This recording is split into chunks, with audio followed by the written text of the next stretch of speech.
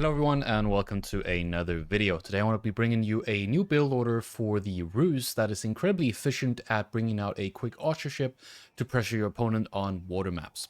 This is a build order you want to use on water maps like Baltic, like Holy Island, maps where you have one pool and you can then push your opponent very quickly to shut them down before they get to the Feudal Age. The build order is very simple. You want to be gathering gold with your scout through the bounty system. Then you're going to be gathering wood from one full tree. And then you're going to be building your dock and stuff. And as per usual, you can find that build order in the description below so you can follow along. All right, let's get into it. So basically what we're going to do is we're going to send 5 villagers over to the wood. They're then going to gather that straggler tree. And that's the only thing that they're going to gather until they go back to food.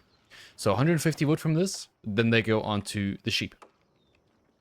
This villager over here went together with the scout so that they could tell where the shoreline fish is. We can see that the shoreline fish was close, so we want to build the dock as close to that shoreline fish as possible since we want to make a fishing boat. Our scout finds deer, hunts the deer, and that's going to give us the gold that we need to get to the next age. It is very important. You want to get 100 gold. If you don't get 100 gold, you're simply never going to get to the feudal age unless you pull villagers, and then you're going to delay your timing. And the timing is very important. We want to be getting up to the feudal age as quickly as possible, and we want to get our transport ship over to our opponent as quickly as possible as well so we can convert it. Alright. You're going to send the next 2 villagers from your TC over to the shoreline fish. You're going to keep these 3 villagers here throughout the entire game because they're going to give you the food you need. The villagers here, they've chopped the straggler tree. Now they went back to the food. And now you'll just rally onto the sheep. You just have all your villagers on food together with the boat that you're going to be producing here as well. That's going to go to the shoreline fish. Scout's going to hunt the second deer pack. You might get 1 deer pack and then 2 wolves. That's perfectly fine. Sometimes you might get 1 wolf and 1 deer pack. And then you're going to have to make up for that with your villager to gather the gold. So you would send 1 villager over to the gold to collect that gold that you need in that situation. If you need 30 gold because you only found 70 gold through the deer pack, then you're going to have to send 3 villagers to long distance gather. You'd want to not build a mining camp. Alright. Boat is out. We've got the 3 villagers on the shoreline fish. We now have all of these vills on the food. And we're just going to keep our production line here quite minimal. We don't want to spend too much food just queued up in our TC because we want to age up at about 215. Scout is finding gold here. You want to think of where you want to be putting your Kremlin. I like to put it close to the wood so you get the wood bonus and the defense. So in between these 2 wood lines here is probably the best spot. Right now, I dropped off my food from everything, and then I pull 4 villagers to go and build the Kremlin. Once you've pulled those 4 villagers, what you want to do is you want to take some of these wood vills here and put them over to the wood itself. You want to take pretty much just all of your wood vills here. You need a lot of wood to get that transport ship going and to get the upgrade to the Lodia galley that costs 25 wood and 80 food. So that's what you're going to do. You're going to just take every single villager, besides the 4 on the H-up, and just send them to the straggler trees. Once you've gathered the straggler trees, you head over to the wood line. So rather simple. You just do that, and then you're going to get enough wood to get to the lumber camp, to get the upgrade on your galley, and get your transport ship out. The transport ship you want to be building right about now. So once you have the wood for it, once you have that 100 wood, you just build it immediately. You don't want to build the house first. Build the transport ship first, because you're already halfway up to the feudal age. You will need that galley going. So, they're going to drop off the wood here. I built the house anyways. You can build the transport ship pretty much at the same time or a little bit earlier. If you can fit it in, that's good.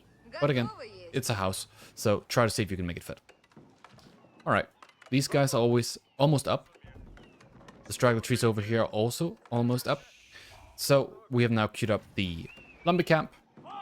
And we've made sure that our opponent is on water. Very important. If your opponent's not on water, there's no point in doing this strat. And you might as well just keep the transport ship as a fishing ship. Transport ship is now going to go up forward.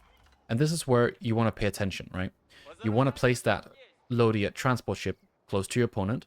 It doesn't really matter too much that you show it, because all you want to do is create idle time and potentially kill ships. But in the case that they get up at the same time as you, you probably want to wait and see what their first boat is going to be. Because if you build an archer ship first and they build a springle ship first, you might have want to go for a springle ship first. So as long as you're up first, you can just go archer ship. But if you're not, then you want to play it like normal water. You want to find the counters and then play it that way. This scout here, just keep scouting, right? There's no point in, you know, losing it or anything. You just want to play it simple. Once you're aged up, what you want to do is you want to basically just have all of your bills here go on the wood. These over here stay on the shoreline fish. And the ship here just immediately transforms into a galley. Because then what this ship will do is it'll attack the fishing boats. And you'll just use that to get a really, really good advantage early. He got up very quickly after, but I'm already pushing his water. So I'm feeling pretty confident here. I'm now going to build a attack ship after, so a springle ship. And then I'm going to send 4 of my wood villas over to sheep. So all the villagers on wood, besides the 3 that are on the dock, and the 4 here that were on the sheep. Now I readjust because he's a little bit up, a little quicker up than I expected him to be. When your opponent's quickly up to Feudal Age, you want to, in this situation, expect a springle ship. So what I did is I queued up a springle ship myself, and then I'm going to queue up a demo. Because if they go for springle ship, you want a demo to take it out, but you also don't want to lose out on springle ship mass. So that's the hard part about playing water. If you get too many demos out early, you lose out on your mass. So try to get springle ships more frequently than demos. Here early on, 1 demo can do a tremendous amount of damage because there might not be a counter ship. So just try to make that choice.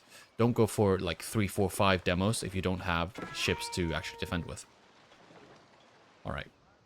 So in the base, we have about 5 on gold. The reason we switched 5 on gold is because we wanted to really get that demo out quickly. Normally I would have 2 to 3. So it's really just a matter of situation. Here I'm pushing him a lot. So if you manage to get into the situation where you can push your opponent a lot, you can then start to spam demos, and that's going to be a really, really good tool to try to get the game finished.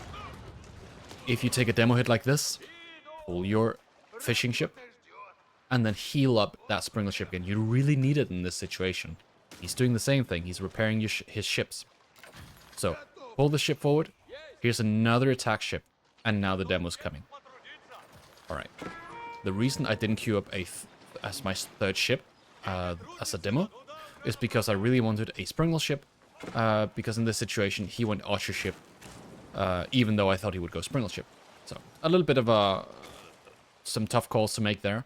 It's quite simple in the end, but it can be very daunting if you don't really know how the counter system works in water.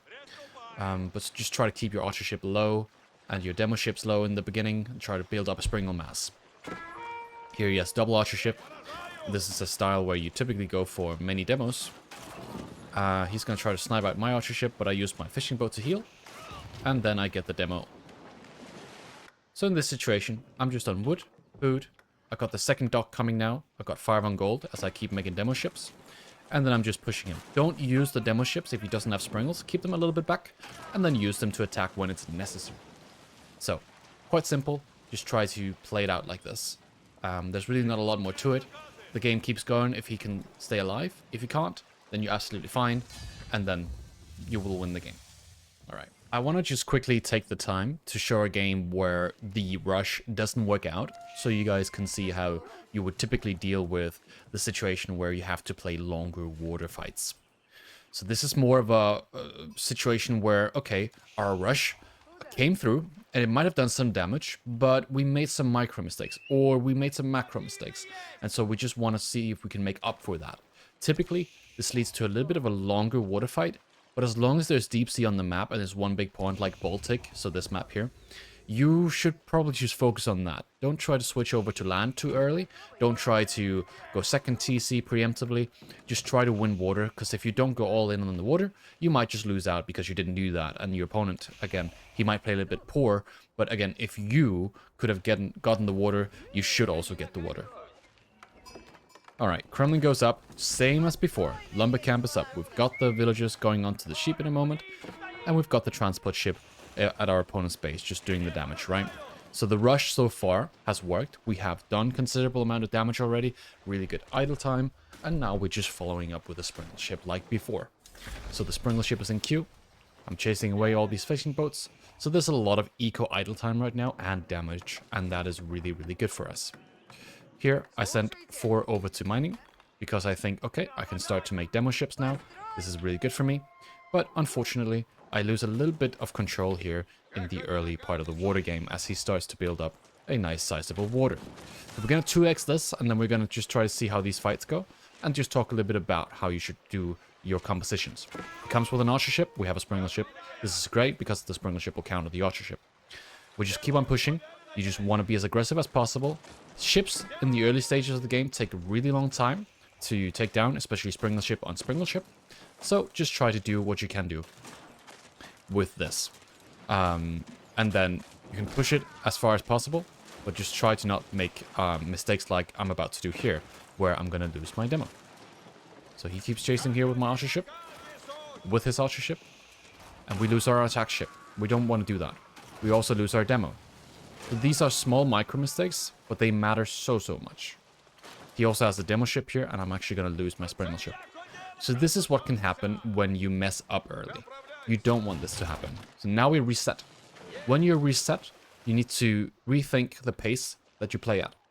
I've added in my second dock, just as I did before, but the second dock here serves now to fully produce. So there's a little bit of a remacro happening.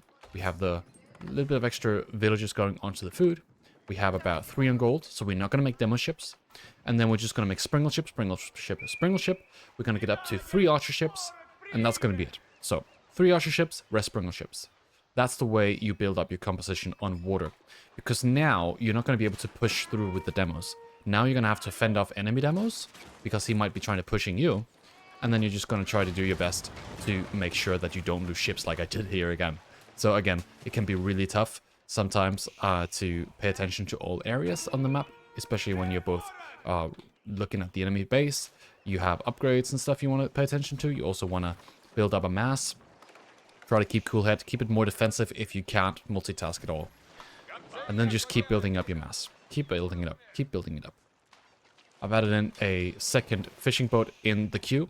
The Rouge fishing boats are a lot more effective than normal ones, so you don't need as many of them. They're also twice as expensive, so yeah, you can make your own calls there about how effective that is. Alright, he comes in with double demo. Here, the micro is a little bit better if I remember correctly. You can't build this many demos early on, because what will happen is he'll lose the demos. Once you have about 5 sprinkler ship, you one-shot them. And so I can easily micro that than earlier on where I might have 1 sprinkler ship and he sends 1 demo at it and I can't outrun it. So these fights become a lot better for me. Here he comes in with 2 more sprinkler ships, so he's fine. As you can see, I've added in 1 demo because I thought he didn't have 2 more sprinkler ships. My 1 demo comes in, makes a connection. Doesn't do full damage, but does okay damage. My other sprinkler ship take down that one. And now you can see how the demo ships are going to fare up against the sprinkler ship mass. So here I spread out my units a bit. And I try to get a shot off on this one. Archer ship comes in, snipes the demo. So here's a pretty good army. 10 sprinkler ships, 4 archer ships, 2 demos. So it's that ratio that we were talking about before. Now we're going to start mass producing demos ourselves and pushing our opponent. Right, so he sends a lot of demo ships here. Really good play from him. We don't take too much damage compared to him. And so now we're just going to try to do some more scrims here, send more demos at him. And we end up doing some good connections. So you build up your mass, you build up your mass. Ultimately, you're going to send your demos in and get those good connections that you're looking for. And then you take border. Here I'm also doing something else on the map. I'm trying to grab the sides, because typically around this mark is when people also have economy to start raiding you. Or go castle. So if you want castle, he would not get access to relics. If he starts raiding, it would be really tough to push through the palisade walls, and that would give me enough time to react to that. You also have to think about your second wood line at this stage of the game. So just try to do a nice transition over to the next wood line. Here, he goes next age, which is really scary. This means I have to win the water fight now, otherwise I'm gonna lose out. Good connection there. He has a bunch of fishing boats here, they're taking damage. He keeps making demos himself, so now I'm sniping the demos, sending in my own demos. What can be really tough with Roost is the hitboxes of the demos are often quite large, but it's fine. My micro's a little bit more on point here. I don't take as much demo damage. And so I have a pretty good army compared to him. Now I can just push in my last few ones here, get some good damage on the fishing boats, springle ships, and then just keep doing damage. Notice how I'm mostly fighting with demos. So they come in here. More connections. Really good hits. And I think I take the water now.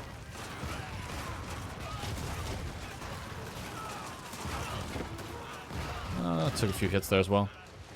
As you can see, this is quite a messy game. Wall off the side so he can't get the relics. Got a knight in his gold, idling him out. I think now I build up my last mass, and then I'm gonna go for it.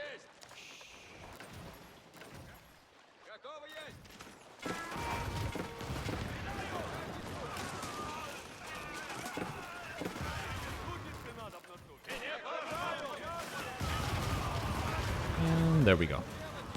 So now, he's just making demo ships. I'm gonna spam archer ships. Do my own transition here on the boats. I'm gonna stop making boats as well now, because now I definitely have water. I'm just gonna let these fight out. They're absolutely fine. I don't really care too much about this. He has a lot of good connections with his demos, but ultimately, too many archer ships becomes a problem. And then he loses water. I can go for Castle Age. I can go mass fishing boats. And now my eco is a lot better.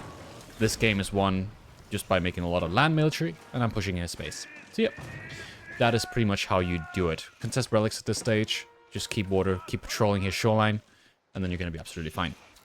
I hope you guys have enjoyed this video. I'll see you guys in the next one.